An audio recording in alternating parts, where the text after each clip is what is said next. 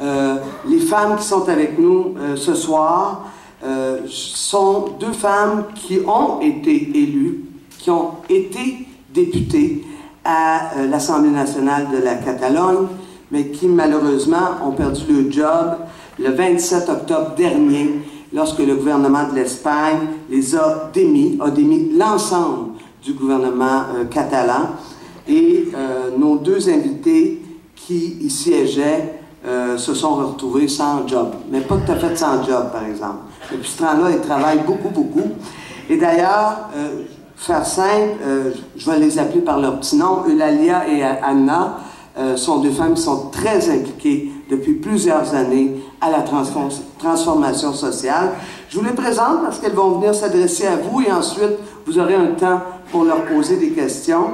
Alors, Eulalia Reguant, je m'asseye, mais je ne suis pas bonne, c'est pas grave. Donc, Eulalia était porte-parole de la COUP au sein de la Commission de la santé, la Commission de l'économie et de la fiscalité, en plus d'être membre de la Commission d'études sur la lutte contre la corruption. Ça a l'air que c'est pas juste ici que ça se passe. Anna Gabriel. Anna est porte-parole du groupe parlementaire de la COUP, secrétaire de la Commission sur l'égalité, membre de la Commission de l'action extérieure et de la coopération, des relations institutionnelles et de la transparence. Il faut croire que c'est pas juste ici que ça se passe. Et en plus, elle a été conseillère municipale pendant plusieurs années pour la COUP, parce qu'ils ont ça de particulier, la COUP. Ils travaillent au niveau municipal surtout. Mais elles viendront parler elles-mêmes. Alors, au-delà des grands titres, ces deux femmes sont deux militantes, je pense quasiment depuis la naissance, comme nous.